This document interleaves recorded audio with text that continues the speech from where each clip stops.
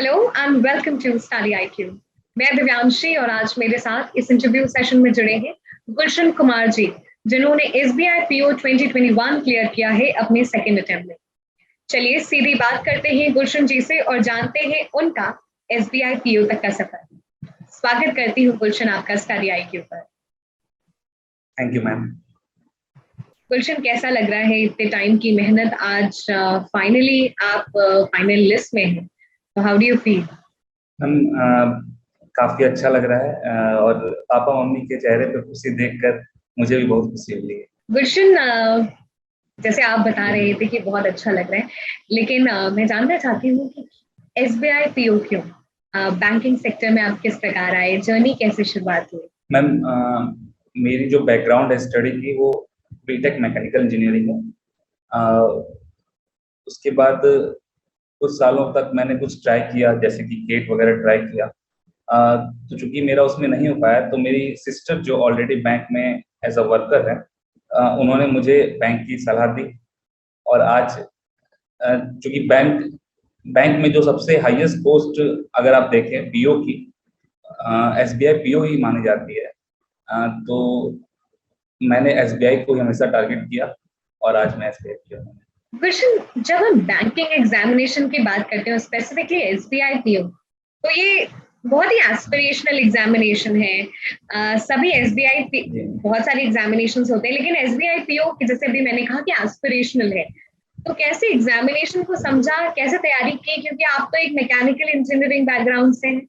Ma'am पहले मैंने जो स्टार्टिंग की थी 2020 से प्रॉपरली, तो मैंने यूट्यूब से ही शुरू किया था सीखना।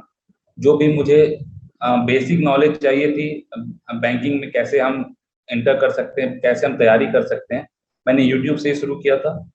और पहले मैंने जाना कि क्या क्या हमें पढ़ना चाहिए, किस किस टाइप के क्वेश्चन पूछे जाते हैं। मैंने प्रीवियस ईयर्स पेपर्स देखे कि किस किस टाइप के क्वेश्चन आते हैं और फिर मैंने अपनी प्रिपरेशन को स्टार्ट किया।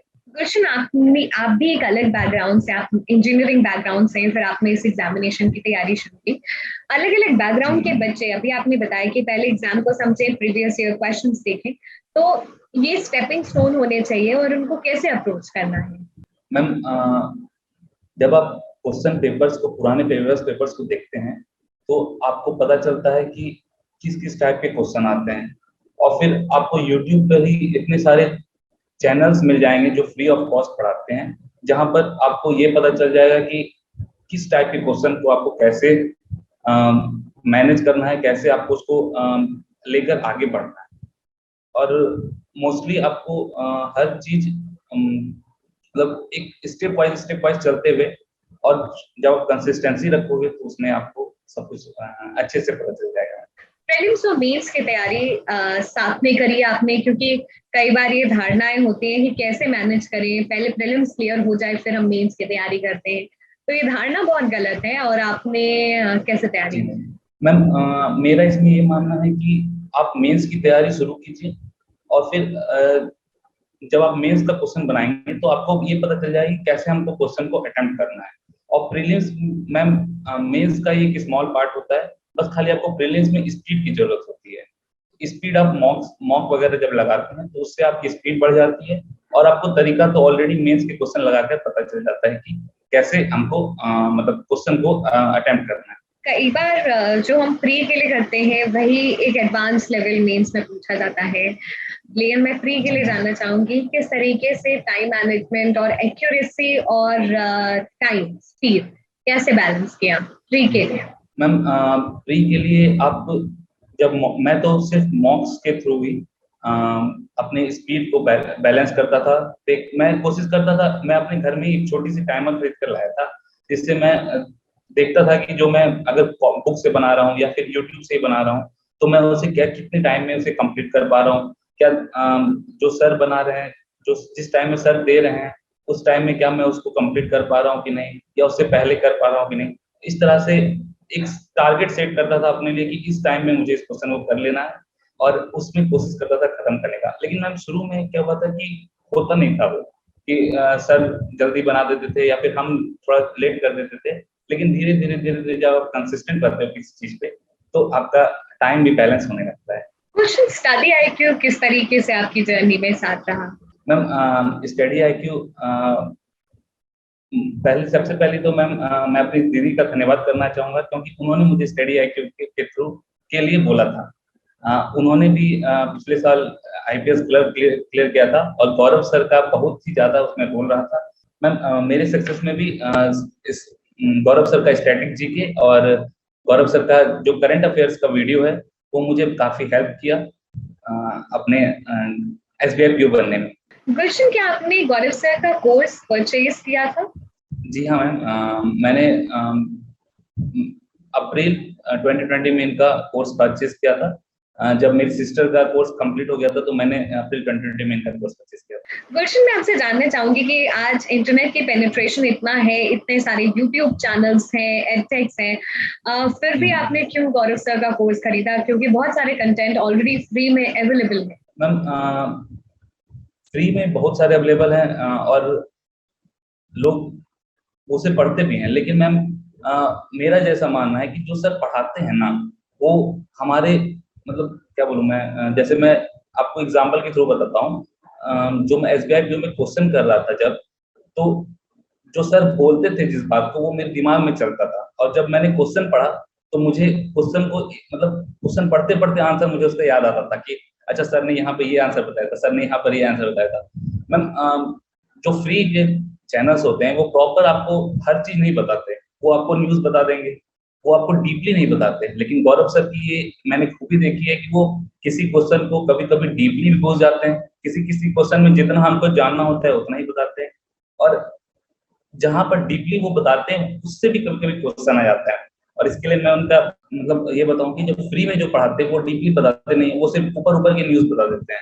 और सर गौरव सर जो है किसी क्वेश्चन में डीपली भी घुसते हैं, किसी क्वेश्चन में आपको ऊपर ऊपर जितना आपको उस क्वेश्चन के लिए जानना होता है वो उतना ही बताते हैं। और उनका जो बैंकिंग करंट अफेयर्स होता है वो तो मतलब क्या बताऊं मैं, उनका उसका तो मतलब कोई तोड़ ही नहीं है। आपको अगर बैंकिंग सीखना है तो आपको गौरव सर का पेड कोर्स लेना ही चाहिए, ये मेरा मानना है। तीनों स्टेजेस में एक माइंडसेट होता है, वो माइंडसेट कितना जरूरी है? क्योंकि आपने लास्ट टाइम भी एसबीआई पीओ दिया था, आप इसका अनफॉर्चुनेटली आप क्लियर नहीं कर पाए थे, बट इस बार और लास्ट टाइम के माइंडसेट में कितना चेंजेस थे? मैम जब आप प्रैक्टिस करते हैं तो आपका माइंडसेट चेंज होता है, ये मेरा मानना है। और जैसे जैसे आप प्रैक्टिस करते हैं, पिछले साल मेरा उतना प्रैक्टिस नहीं था, तो जब मैं प्री देकर आया था तो मुझे कॉन्फिडेंस नहीं था कि मेरा प्री निकलेगा, और वही हुआ। लेकिन इस साल मैं जब प्री देकर आया तो भी मैं कॉन्फिडेंट था कि मेरा प्री निकलेगा, मैं जब मेंस देकर आया तो भी मैं कॉन्फिडेंट था कि मेरा मेंस निकलेगा, और जब मैं इंटरव्यू सेशन के से निकला तो मुझे तब भी कॉन्फिडेंट था कि मेरा सिलेक्शन हो जाएगा इस बार। और यही कॉन्फिडेंस मैम आज मुझे मेरे रिजल्ट के तौर पर दिखा है। और मेरा ये भी मानना है कि जब जब स्टूडेंट कॉन्फिडेंट रहता है उसके चाहे मार्क्स कम भी हों लेकिन वो फिर भी क्लियर करता है। गुलशन, अभी आपने बताया कि आप कॉन्फिडेंट थे कि प्रीलिम्स भी होगा, मेंस भी होगा और इंटरव्यू भी होगा, तो लास्ट टाइम से इस अटेम्प्ट में क्या बदलाव अपने अंदर के, ये जो कॉन्फिडेंस का अगर हम राज या फिर सीक्रेट जान सके? मैम लास्ट ईयर मैंने प्रैक्टिस कम की थी और इस साल मैंने जब प्रैक्टिस शुरू की तो उस प्रैक्टिस से मुझे कॉन्फिडेंट आया, और वही प्रैक्टिस मैम मुझे हर स्टेज में आगे बढ़ने के लिए मदद किया है। और मैम मैं ये भी कहूँ कि जब आप प्रैक्टिस करते रहोगे तो आपके अंदर वो कॉन्फिडेंस बिल्डअप होता रहेगा। क्वेश्चन कई बार ऐसा होता है कि लगातार एक जैसे क्वेश्चंस लगाते लगाते एक रेजिस्टेंस आ जाता है और एक उबन सी होने लगती है कि ये लगा लिया, चलो इसमें कॉन्फिडेंस है। क्या ये आपके साथ भी होता था, और अगर होता था तो किस तरीके से आपने इसको ओवरकम किया? मैम ये मेरे हिसाब से सभी स्टूडेंट के साथ होता होगा कि एक ही टाइप के क्वेश्चन आप बार बार लगाते हो, लेकिन मैम जब हमें पता है कि मुझे यही चीज सिलेक्शन दिलाएगी तो मैं अपने माइंड को इस तरह से बनाता था कि कोई बात नहीं, एक बार और ट्राई कर लेते हैं, क्या पता कुछ और जल्दी बन जाए, और एक बार ट्राई कर लेते हैं, क्या पता और जल्दी मैं इसमें टाइम को और कम कर सकूं, या फिर मुझे कोई और तरीका मिल जाए इसको और जल्दी बनाने का।